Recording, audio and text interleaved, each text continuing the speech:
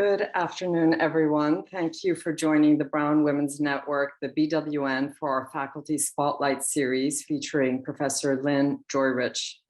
This series gives members of the BWN community an opportunity to hear from trailblazing members of Brown's faculty about current research, teachings, and other areas of interest. My name is Fatih Ziai. I'm Brown class of 1986 and a member of the Women's Leadership Council. The Women's Leadership Council is a presidential advisory council committed to alumni engagement and is the proud sponsor of the Brown Women's Network. The goal of the BWN is to keep Brown alumni, student, and staff community connected and engaged by offering a variety of programming throughout the year so that we can all tap into our shared Brown roots for lifelong social, professional, and intellectual development. And this year, BWN is celebrating 130 years of Women at Brown, which is a very exciting and important milestone, although we also acknowledge that this journey has not necessarily looked the same for women of all backgrounds. So in recognition of both the triumphs and the challenges, BWN has been hosting a series of events throughout the year to honor the past, present, and hopefully the even more inclusive future of all women at Brown. And it is now my great pleasure to introduce today's Faculty Spotlight moderator, Harper Shalot. Harper is a PhD candidate in the Department of Modern Culture and Media at Brown, where they are writing a dissertation on wellness cultures and technologies of self-optimization. Their work has appeared in Transgender Studies Quarterly and the anthology Refocus, the films of Doris Wishman. I would now like to welcome Harper Shalot, who will be introducing today's speaker and moderating the conversation. Thank you so much for being here, Harper, and we're really looking forward to the discussion. Thank you, Fatih, and good afternoon, everyone. As Fatih mentioned, my name is Harper Shalot. I am a PhD candidate in the Department of Modern Culture and Media here at Brown. And today I have the pleasure of joining Professor Lynne Joyrich for a moderated conversation as she discusses her research around the construction of gender, sexuality, and race in contemporary media, and also her work as the director of the Pembroke Center's LGBTQIA+ Thinking Initiative. So in addition to her work at the Pembroke Center, Professor Joyrich is professor and director of graduate studies in the Department of Modern Culture and Media, teaching courses in film and television studies, such as television, gender, and sexuality, channeling race, television and race in America, cinema and stardom, image industry fantasy, among many others. She has published countless articles on film, television, cultural studies, and feminist and queer studies, having appeared in wonderful journals such as Critical Inquiry, Cinema Journal, Journal of Visual Culture, Differences and Discourse, and featured in books such as Modernity and Mass Culture, New Media, Old Media, and Queer TV, to name just a few.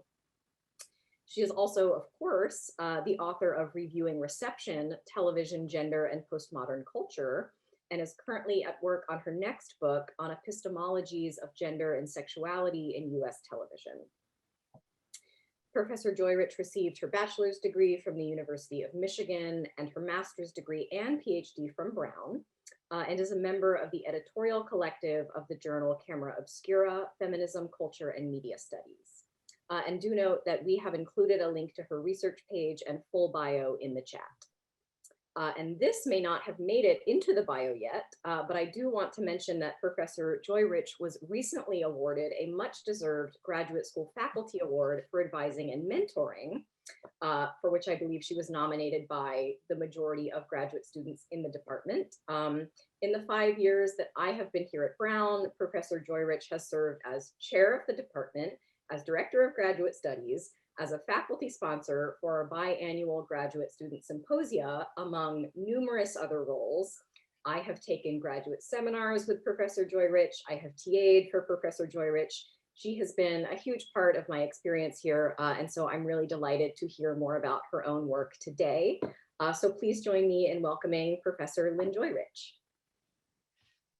Thank you so much, Harper. That is very moving to me. So thank you so much for that. And I also want to thank Fatih and Kelsey and everybody at the Brown Women's Network. I am so honored to be here As Harper said, I was here as a graduate student and really loved my time here. I then left and taught as a faculty member at the University of Wisconsin for 12 years, but then was so thrilled to be able to come back to Brown, where I've been for now another 20 years, because I really love Brown very much. So I am very, very proud to be here and really thrilled to be participating in the Brown Women's Network.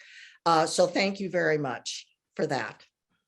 Yeah, so I was hoping we could start off maybe by hearing a little bit about this new book, about the kind of questions that you're grappling with or the aspects of televisual culture that you're thinking through right now. Yes, I am delighted to talk about it. So I am working on a new book that is tentatively titled Thinking Through TV, Televisual Logics of Gender, Race, and Sexuality in the Age of Trump. And what I am interested in is the way in which television, which I think of in very broad terms that I can talk more about, but televisuality very broadly, how it gives us, I would argue, the very modes through which we think. That in today's world, a fully mediatized world, that in a way we are literally thinking through the media without thinking about how we think through the media.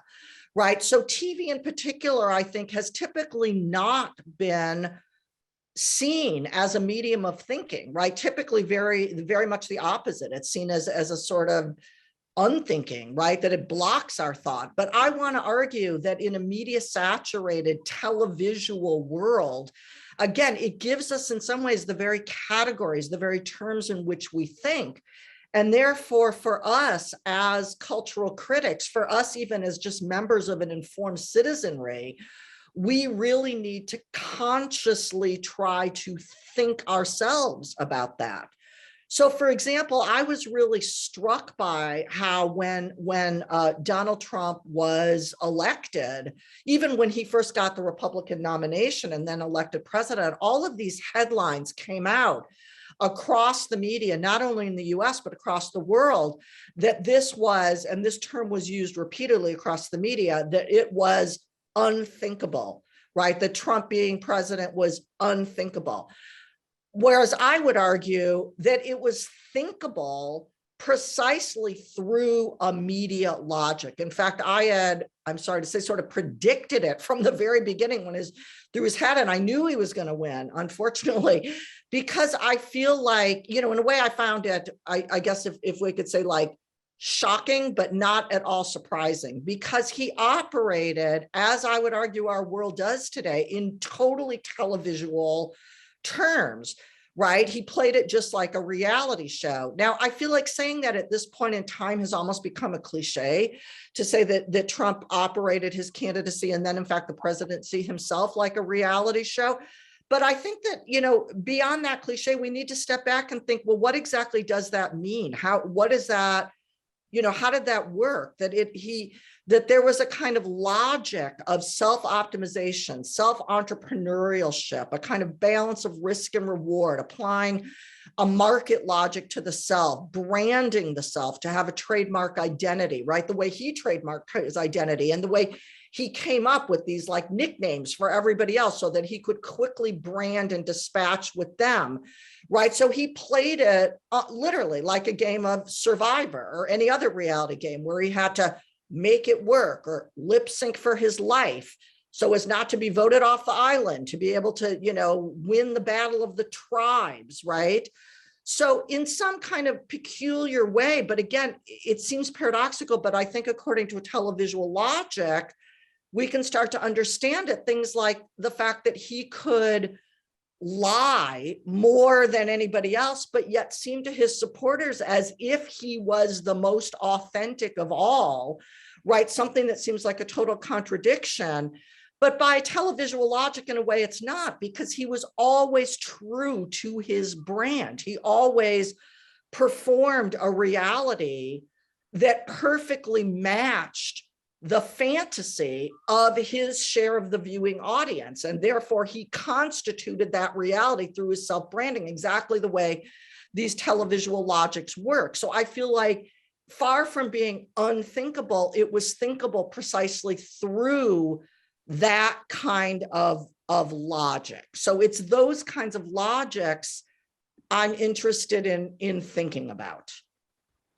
Yeah, that is so fascinating. I am, very much looking forward to reading the book when it comes out. And one thing that you touched on just now about the kind of contradictions or the paradoxes of, the Trump presidency, I think really speaks to the kind of televisuality of that, right? The way that television also traffics in these tensions between, liveness and maybe kind of routine or kind of repetition, right? Between kind of distance and proximity, right? Intimacy, closeness, but also, television, right? Vision at a distance. Right. I know something else you've been thinking about is kind of the way that TV sort of tarries or even breaks this binary between a kind of, regressive, right? In the sort of imaginary of like, oh, TV isn't thinking. It's a kind of the couch potato logic and, its capacity for, progressive discourse, right? For kind of transformation or,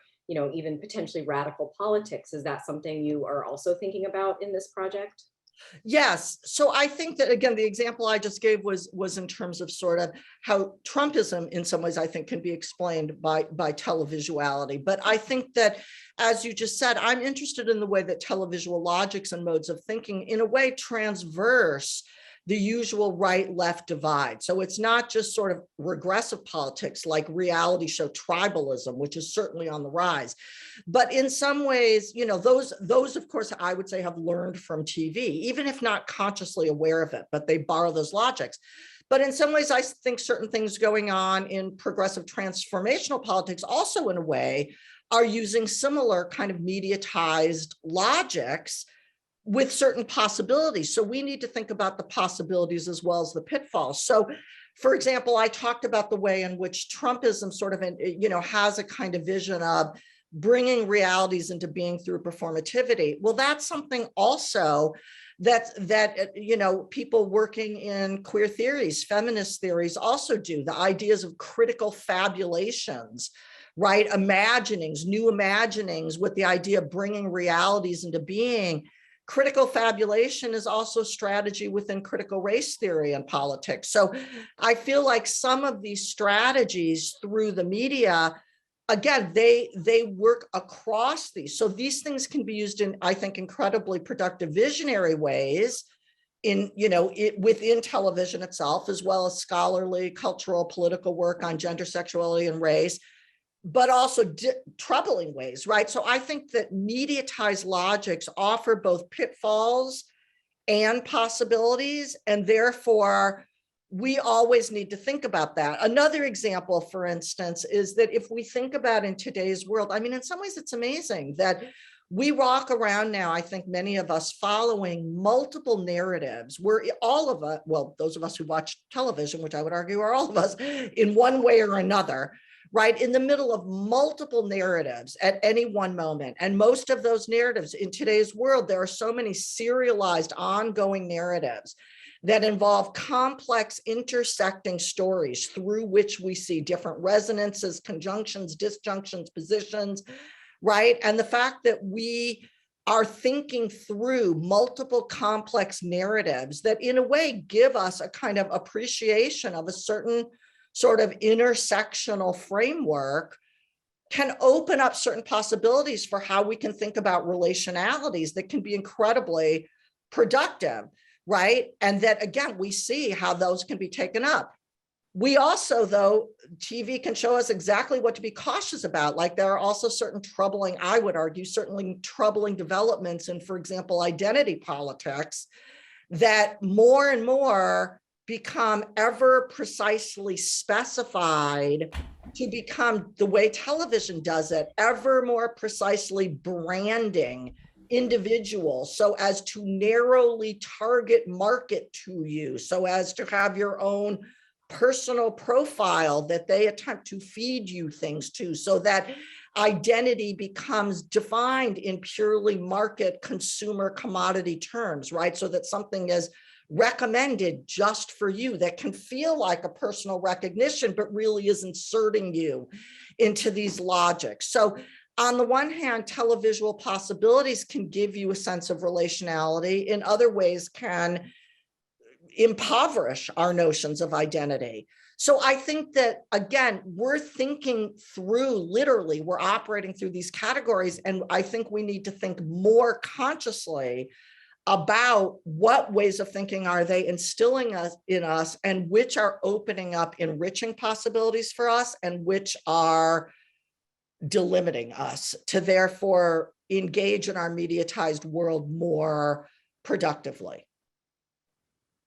Thank you for that answer. I mean, I think, your work really speaks to the timeliness of television studies, right? The fact that this is not a sort of academic discipline that came and went with the 90s, as some may characterize it, but actually a kind of very pressing, mode of inquiry for thinking through our kind of contemporary our life worlds. And I appreciate that, you're unwilling to kind of throw the baby out with the bathwater, as it were, right? To say that there is something in television that is absolutely crucial to kind of contemporary political organizing, right? And to kind of rethinking the categories through which we understand ourselves and our relations. I would be curious to hear a little bit about maybe how the way that you've taught TV over the years has changed, especially given, as you've mentioned, the kind of socio-political events of the past 6 years, right? The Trump presidency, the COVID-19 pandemic, of course.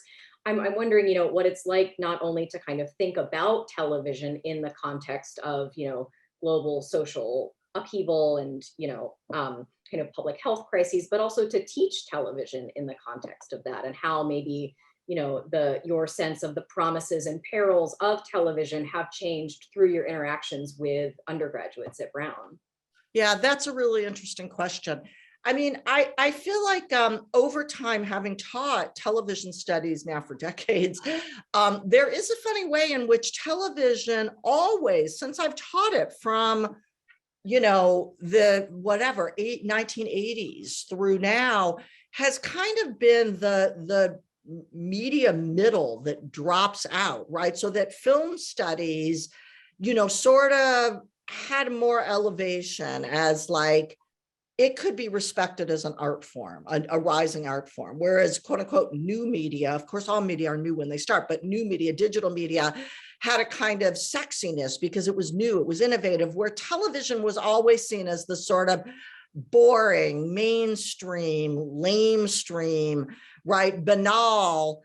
Whereas, that therefore, why should anybody bother thinking about it? Whereas I would argue that's exactly why we need to think about it, because it is still our culture's most dominant, our world, across the world, globally, still more people spend time watching TV than engage in its across its various forms than engaging with any other media form. In fact, studies have shown people spend more time watching televisual material, regardless of what kind of screen they get it through, than doing anything else other than working and sleeping. But what's funny is that now when I teach TV studies, students come into classes and they say, oh, nobody watches television anymore, right? Nobody, but yet every single show I mentioned from the early 50s, I Love Lucy through, Gilligan's Island, Beverly Hillbillies to Euphoria now, whatever this, they've seen every single one of them. So somehow they think that if they see it on their computer screen, somehow it's not television, or they seem to kind of in some ways accept the marketing discourses that it's not TV, it's HBO, right? Whereas I think of televisuality, and I think it's important to think of televisuality very broadly, even in its literal definition of television, seeing at a distance. So if we think of television broadly, not just what is literally on a set in the room, but what can come through all sorts of screening devices, right, that involve flows of material, whether it's a flow programmed by a network like ABC, NBC, or CNN, et cetera, or whether it's something, again, like Netflix, which, still television, nominated for Emmy Awards, right? Or even, I would argue, YouTube, TikTok, that model themselves. I mean, even YouTube, based on the model of the tube with the tagline, broadcast yourself, right?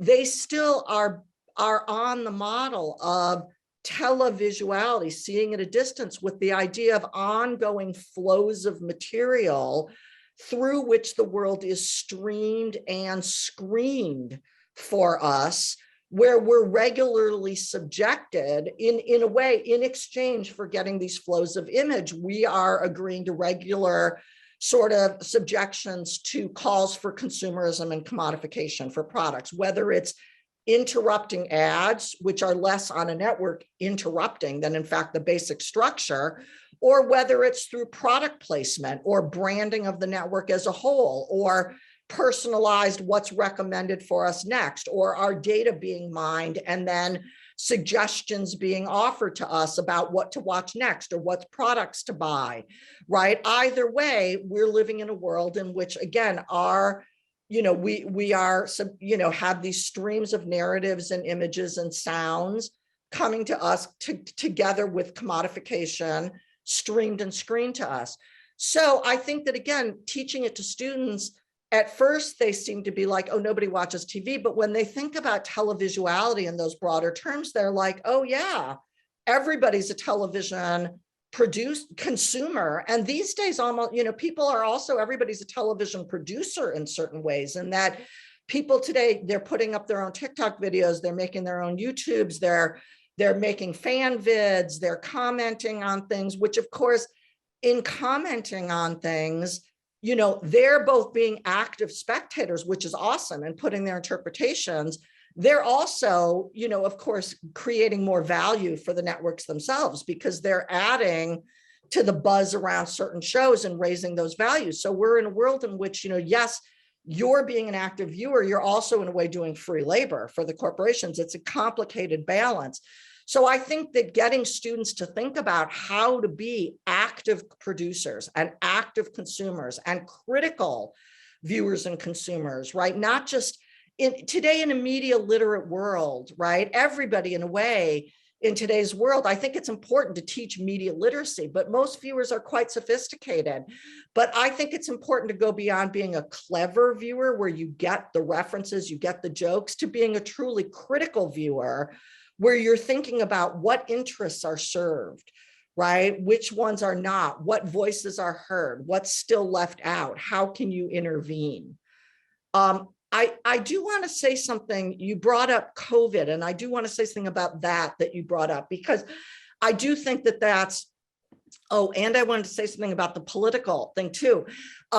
Maybe I'll do the political thing first, that, there was a period again where, where I would have to kind of persuade people, no, like television, it's not, like I said, it's always seen as the kind of, it's the sort of boring middle that drops out, right? Not as sort of respected as film or as interesting as new digital. I think with the era of Trump, people were like, oh, look how he harnessed televisual things to be president. I mean, now even look at something like Zelensky, who in a very different way, I mean, started as like somebody in a fake reality show who kind of in a very different way than Trump, but nonetheless, brilliantly knew how to kind of harness a certain televisual logic to become a media icon that went well beyond that. So I think that demonstrates that. With COVID, I wanted to say there was a way in which, again, it almost literalized what television was doing, right? So there was a way in which with COVID, we were all told when COVID hit that the way to be a part of the national family, the way to care for the national family, right, and be a caring member of the community was in fact to stay home, away from the community, and participate via screens. That the way to be part of the national family was to access only via screens, right, like Zoom.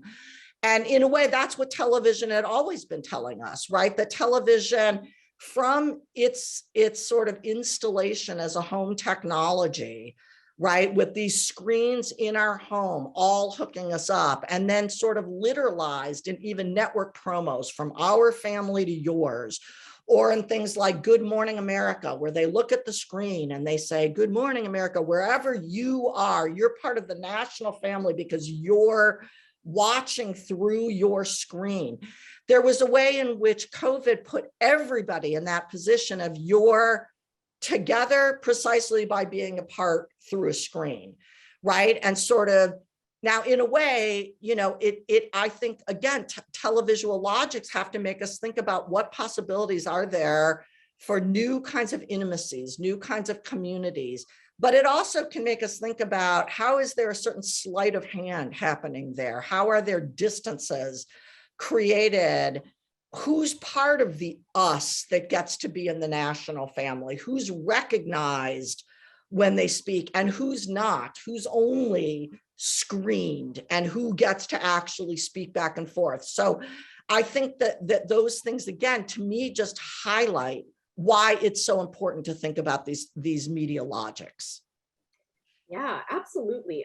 It's so fascinating to hear you talk about this, because it's so true that kind of film and digital media are always heralded as the kind of more, right, either respectable or more like exciting of the, you know, of the kind of media, you know, media studies, even though it seems like TV really kind of undergirds the study of both in many ways, right? Not only because, for example, like so much early documentary film was broadcast on public TV, right? There would be no Right.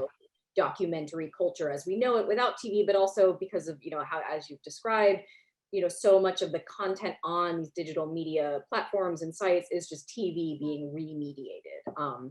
So it's all, you know, TV should be the kind of intro class, and then you're allowed to take film studies and digital media. I agree. Yes. And I think we want to think, I mean, again, I think that there are some amazing possibilities through television in terms of long form, multi-intersectional narrative. But I think we also want to think, you know, what does it mean when, you know, are we delimiting possibilities when things like YouTube, whatever, are only on that model? Like, what other ways are there of thinking about things, right? And I think we want to open up as many media possibilities, as many formal possibilities, as many viewer and audience possibilities.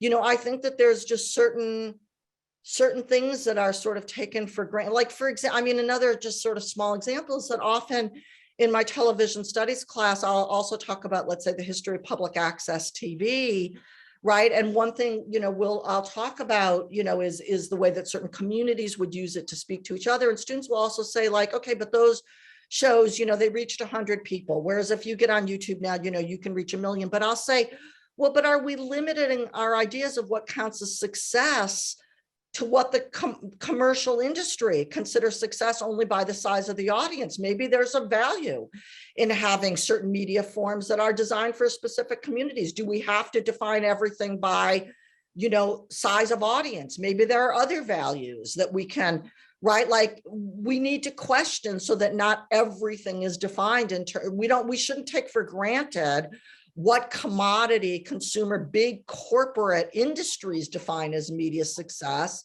to try to think about our own. There could be a much broader idea of what media success means.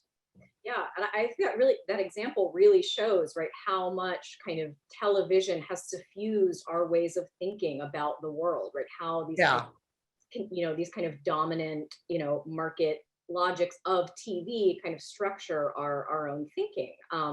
Yeah. But that point, I'm interested in maybe pivoting and asking you to talk just a little bit about the very exciting LGBTQIA+ thinking initiative at the Pembroke. You know, are there any events on the horizon about, you know, queer thinking and TV thinking? And just if you could say a little bit about, you know, maybe what you have planned or what's in the works for the academic year. Yes, I'm thrilled that you asked about that, because again, I'm very happy about that initiative. So let me just say again, as was said even in the intro, and as I said, I was here as a graduate student and have been involved with the Pembroke Center from the very beginning. In fact, I was the Pembroke Center for people. I'm a huge fan of the Pembroke Center. I hugely recommend everybody look at their website. Every year they have a seminar as one of their programming on a big, broad interdisciplinary topic every year. And they have visiting faculty, they have postdoctoral fellows, they have graduate fellows. I'm proud to say I was the very first graduate fellow who was ever affiliated with Pembroke. And I've been affiliated ever since. So I was really honored when the director of Pembroke, now Leela Gandhi, invited me to kind of conceptualize and direct this LGBTQIA plus thinking initiative. The idea behind that initiative is to really think about the production of knowledge generated from and about sexual and gender minorities, and to really, again, think about the subjectivities and socialities, the differences and the connections, the histories and the cultures of gender and sexual minorities, and how that intersects with global and local formations of race, of class, of generation, et cetera, et cetera. It's fairly new. This was our very first year. And we did put on programming. We put on some things in collaboration with other units on campus, with the Middle East Studies program. We put on some programming with Brown Arts Institute, which was great. And we're continuing to collaborate with them for next year. We put on, I think, what was a really exciting film program with Magic Lantern Cinema. We put on a program called Queer Spaces and Places, Global LGBTQ plus short films and videos. We put on a program that was designed to correspond with this year's program, with this year's Pembroke seminar, which was on the topic of color, organized by an artist and an art historian, Leslie Bostrom and Evie Lincoln. And so that program was on, because it was tied to this topic on color, it was on the rethinking the rainbow flag, now that there have been changes to, both the original flag, but there have been changes. What do people think about that? So we've done a lot of things, and we do have various things in the works for next year. I don't actually want to say what they are because they're all sort of in the works and not set yet, but I think that there's going to be some exciting programming, again, that will be cross-disciplinary. We're hoping to have things that will range across, from dealing with issues of public health through issues of pedagogy, through, again, more work that will be art, media, et cetera. So I would just say, please keep checking back with the, on the website, the LGBTQIA plus thinking initiative has its own page on the Pembroke Center website, but the Pembroke Center in general, again, is a wonderful thing that Brown offers. So, check back on that website. Awesome. Yes, I am really looking forward to seeing what programming you put on there. And I think, I do think this nexus of kind of televisual epistemologies and this, LGBTQIA plus thinking initiative is so interesting, precisely because in a way there is a sense in which kind of both queerness and television are so kind of ubiquitous that they're actually perhaps becoming less, that's not the way I want to say that, right? But that kind of critical attention to these things is so necessary because they are so, in many ways, so kind of mundane, so increasingly ordinary, at least in certain kind of spaces. So I think kind of renewed critical attention to both queerness and television, and hopefully other sections of queerness and television. Yeah. And I would say with the LGBTQIA, yes, there's a way in which it's spreads out through culture, given what's happening currently in culture. One never knows, there might be renewed criminalization. So these are also, in a way, both entering more and more widely into culture, and yet at the same time are always at risk, that we always need to, again, be an informed citizenry and really work to think carefully about how we are operating in this world to allow for the most, possibilities for people's enrichment. Yeah, absolutely. I do want to thank the Pembroke Center for co-sponsoring today's event. Thank you, Pembroke Center. You are fantastic. So the last point you raised, right, about kind of potentials for recriminalization actually might be a way to pivot to some audience questions. So we have received a number of pre-submitted questions that I have here, and we also welcome all of you wonderful folks in the audience to go ahead and submit questions in the chat. But one actually really interesting question was raised or was submitted about Roe versus Wade, which I think actually is something that can be thought through some of the televisual logics you've brought up, right? Its articulation in terms of privacy. And the question asks specifically if Roe versus Wade is reversed, is gay marriage next? Which is a question I know a number of folks have been thinking about recently. I think there was like a New York Times piece on it. But maybe could you maybe say a little bit about how the kind of televisual logics of privacy are informing this debate, or this, this ongoing? Yeah, that is such an interesting question. It's such an interesting question. I would say that I do fear that what's going on now, that there are threats to, I don't feel like LGBTQIA plus politics should be solely defined in terms of marriage debates. I feel like that's one component, but I feel like there are many, many other things, and some things I would define as more important. But I do think that there is a threat to that. And I feel like what's happening now with threats to abortion rights can lead to that. And I do agree that this is also, in some ways a case of media logics. I feel like, again, televisuality, I think in general has really in some ways changed our very notions of public and private, right? So again, if we think about the way from the very beginning of kind of media being installed in the home, and in a way with this promise that it was connecting everybody, that it was linking everybody to the public sphere, right? And that the TV and certain genres on TV, the talk show, the current affairs shows were the new public square. But of course, they were a fully mediatized public sphere that were also fully privatized, literally privatized, in that they were controlled by private corporations. And where there would be a sort of illusion of liveness, the newscasters, the hosts of talk shows can look right into the camera and speak to you and say things like what we're all thinking, what we want to know. So they use the we, but you don't get to speak back, or you can speak back to your TV set, but they don't hear you, right? So there's a way in which it's a kind of illusion of public discourse, but it actually privatizes it. So there were certain ways through televisuality, through, again, everything from non-fictional programs like talk shows that aired certain personal issues, through narratives that dealt in sometimes incredibly interesting ways with various personal issues, that brought things out in ways that allowed for interesting, complex thinking. And I do think that there are fascinating ways that those have been dealt with, that have, that allowed for more thinking about personal issues, but there were also ways in which that became privatized.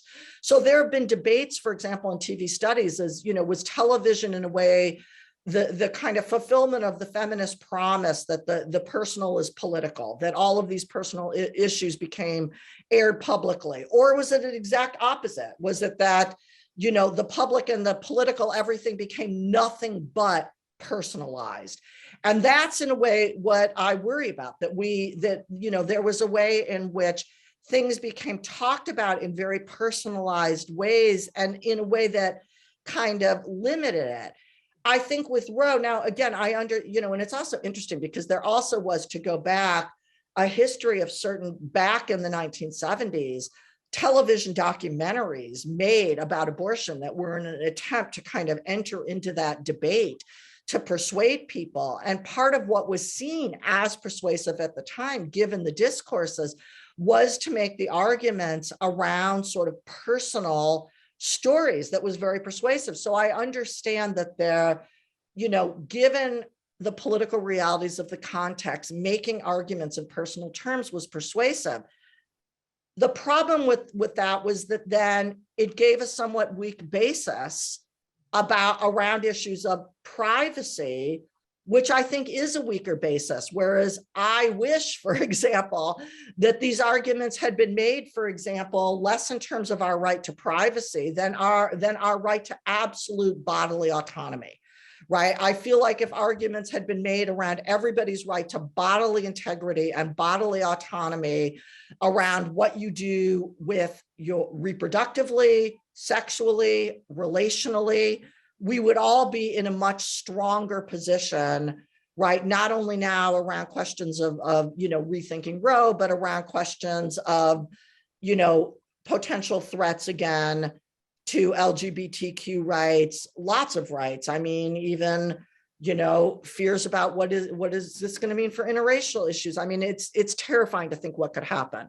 So I hope that there are now renewed pushes to actually make arguments on what I think would be stronger bases, right? And to really, not have things only in terms of the personal, the private.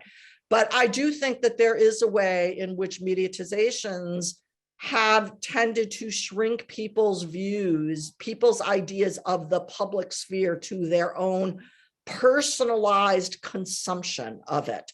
And when we think of the public sphere as something that we personalize and consume on those terms, again, I think it leads to an impoverished view of what that can be.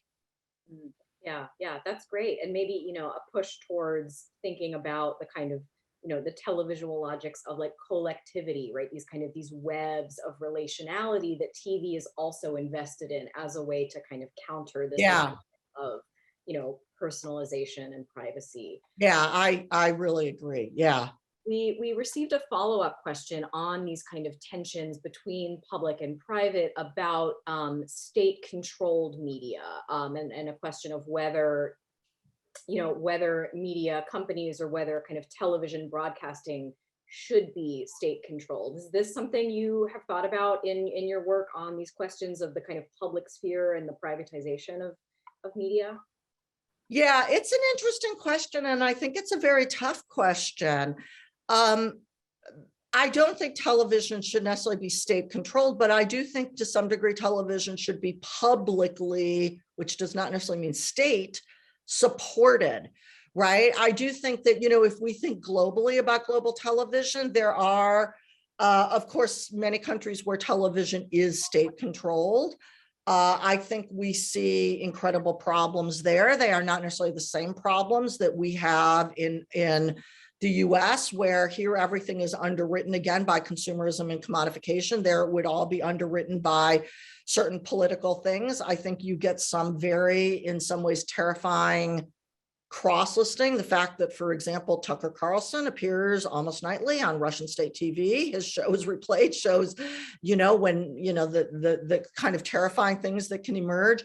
So I think state control is an equally problematic model.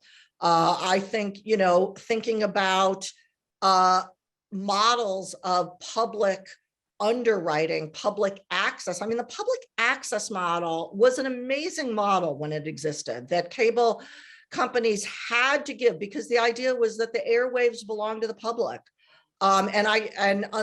Cable is not, for some reason, if it's the airways that belong to the couple of if it's underground, it's not seen as that, whereas I feel like it should be. So they had to give, cable, had to give access to equipment. They had to give free training to people to be able to help them get programs out there. So I think public support, which I think could be done through more community civic organizations rather than state control, is the way to go. Yeah, absolutely. It was really fascinating to talk about community access television in the TV studies course this past semester. I think a lot of folks, their only kind of reference for it is the Princess Diaries movie, where Anne Hathaway's friend has a kind of public access channel, but it's kind of receded so much from the public imaginary of television that it's I think definitely something that should receive kind of renewed attention and renewed kind of public and investment, both kind of monetary. And I definitely do think that there are also, of course, a ton of fascinating possibilities through digital media. But I think we want to think of digital media as not just like, oh, who can get the most likes, right? And who can get monetized. And, I think that, again, that's already delimiting this media form to the same corporate logics. Can't we try to think beyond those, to think of other ways, to think about creativity, to think about, production and reception? Yeah, absolutely. So we've also received a number of interesting questions about, we've gotten so many, and we will not have time to ask all of them. So I'm going to try and consolidate some of them right now. But a number of interesting questions about representation, and specifically representations of women on TV. So we have one question about specifically like female news broadcasters and the way in which kind of women are made to appear on both, it seems both kind of cable news and public news networks. And then another really fascinating question about the representation of female athletes. The question asks about women athletes in film, but I know that there's a kind of fascinating discourse about sports and about athletes that intersects with questions of race and gender and sexuality in TV studies. Could you maybe say a little bit about perhaps how the kind of question of representation maybe intersects with your inquiry into construction, right? So TV kind of constructs our concepts of gender, of sexuality, of race. TV is also invested in kind of representing these things. So either kind of speak to that, or just say a little bit about how TV studies thinks about representation, thinks about sports as it relates to kind of gender and race. Yeah, wow, those are both really big questions. So let me try to think about how to answer them. Obviously, the question of representation is incredibly complicated. One thing I would say that I always think is important is that people sometimes mean different things by representation. So it's often, I mean, it's very common in discourses, both academic discourses and popular discourses, for people to ask for better representation or positive representation. But again, there can be multiple meanings to that. So it's, I think, important to sometimes to try to unpack. So there's representation. The way that I often teach it is there's representation in what I call sort of the delegatory sense. In other words, like your representative, like your elected representative. And for media, that can mean sort of having somebody, people on screen who are your representative, or people who make it in the industry. Then there's representation more in the sense of depiction, like how are they in the narrative, right? How are they imaged? And those can sometimes be in cross purposes, because sometimes somebody can make it in a position of high power in the industry by playing, let's say, a stereotypical role. So sometimes having a kind of portrayal that can seem kind of old fashioned can give someone power in the industry. And sometimes, doing something that is more innovative, experimental on the kind of portrayal side means you're not going to have a very recognizable representative in the image, precisely because maybe you would fight against, let's say, standards, traditional standards of characterization or something. I think it's also important to realize that it's not always so clear what's positive or negative, because even something like I mentioned stereotypes, even something like stereotypes can sometimes be used in a critical commentary way or parroting way, or used to, again, attack themselves sometimes. So I think what's important when we're analyzing media is to try to think about all of these things together. What's going on in the text itself, formally, how, because again, it makes a difference, for instance, if somebody is, if there's, let's say, violence, is it being used in a comic way? Is it in a drama? Is it the protagonist doing it? Is it the antagonist doing it? So what's going on formally, but also what's going on behind the scenes? Who was in the writer's room? Who's allowed to voice it? Who's funding it? Who's making the money? And what's going on with reception? What audiences are addressed? Who's left out? What other discourses are viewers bringing? How might they be interpreting it differently? So thinking about the context, the extra textual, the text, and the reception, I think you need to think about all of those things. To get to some of the specifics, again, for example, women newscasters is a great point. I mean, there we might say, yes, we get certain women representatives, but they still are tied to certain old-fashioned notions of representation where they still need to demonstrate a certain amount of femininity to get on the air. I admit, did I mention this before? I mean, TV, again, from the very beginning has always had this nothing intrinsic in the technology, but the way it was marketed, this relationship to the family, because it was marketed as this home technology. And often the family was the preferred subject matter, right? All of these sitcoms, the family, the drama, the family, but then the family became, and the address even from our family to yours, with this presumption that families are watching. But then even in non-fictional things like the news, you get the kind of happy news family with something like morning news shows. It's almost like there's the mom and the dad, and then the goofy uncle, the mom and dad anchor, and the goofy uncle weatherman, and various side cousins. And this very kind of familial feeling. In a way, we could see this as totally normative, that it's reproducing this image of everything becomes a family. On the other hand, we might want to say, and I think it's both at once, as one of the things I write about, that we could say, well, television introduced the notion of families of choice long before that was an LGBTQ demand, right? The TV introduced the idea of the family of friends, the family of coworkers, the happy news family, right? Before the idea of, family of friends was. So on the one hand, is it mainstreaming everything by, the women newscasters still having to be the kind of moms in the family? Or is it shifting? Or is it both at once? I would say in some ways it's both at once. So it's complicated. Same thing, I think, with the situation of women in sports. There is an issue, I would say, when thinking about sports, about the question of the body, right? That people in sports become this image, again, these representatives of the body. And that is, I think, a question not only of gender, but very much of race. So again, looking at the history of television, sorry, I feel like I'm trying to cram like all of TV history into this, but looking at the history of television, for example, people talk about the burden of liveness in television, the burden of who has to be the body, the live bodies in TV.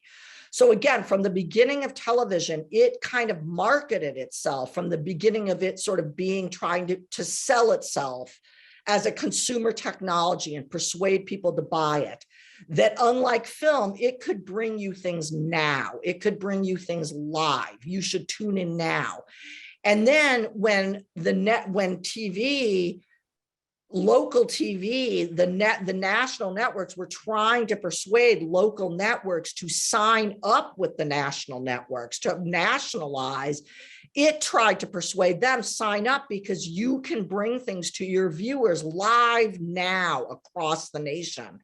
Okay, historically, at that moment, at exactly the moment when the national networks were trying to sign up the local networks, was the moment of the civil rights movement. And they kind of piggybacked on each other, right? So that the national networks tried to use that as a selling point and say, look, like you can get this immediate, important live national news story at a broadcast immediately, and this will get people to watch. But it was sort of, again, it was the Black bodies on screen that carried the burden of liveness, this shock of seeing people, bodies being, hit, being beaten up, that was the selling point. Now, at the same time, the civil rights leaders were very canny about realizing that if they could get these protests, if they could get this brutal treatment in front of a camera, right? If they were going to get beaten up, to do it in front of a camera. Martin Luther King had this very famous line saying, if you were going to get beaten up, do it in front of a camera, to be able to force change. But since then, right, there is a way in which Black bodies subjected, right? And then it's carried over into Black bodies being sports stars. I mean, one of the only places in TV across the history of TV where there has been a lot of representation of Black bodies has been in sports. So we could say, well, what does it mean to have to carry that burden of liveness, the burden of being a body on TV? It gives representation, but representation in what terms, what delimitation? So I think that those questions of it's not always just more visibility or less visibility, more representation or less. We have to ask, in what terms invisibility? Who profits? Who doesn't? Who carries the burdens of these? Who benefits? So these are all, again, I think you need to look at the whole context. Yeah, yeah. I hope that made sense. Sorry for that very wandering answer. It was a wandering question, and I think the answer is fantastic, because I think in many ways what you're saying is that, you know, the ways that we think about TV have to be as complex, as sophisticated as TV itself, right? TV is not, you know, a singular object in one's home. It is this like web, or this nexus of technologies and discourses and institutional practices and modes of viewing, right? There is, you know, there is so much complexity there, and, you know, as scholars, our job is to not kind of shirk that complexity by, you know, relying on more kind of simplistic models of, you know, you haven't, I know that you teach this in your courses, of course, but the kind of classic hypodermic needle model of Right.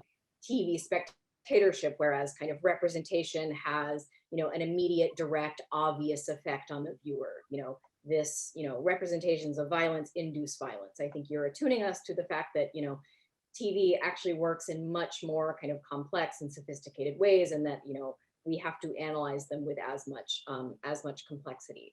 Yeah, I'll just say too, I know we're quickly running out of time, and I do, most of my work is, as we've been talking about TV. I do also write about film, less so, but I do also write about film, and just had something recently come out about the work of Todd Haynes, a Brown alum also. So just want to give a plug to Todd Haynes, one of our Brown alums, and this new book about the work of Todd Haynes that's called Reframing Todd Haynes, edited by Teresa Geller and Julia Leda. So there's that aspect too.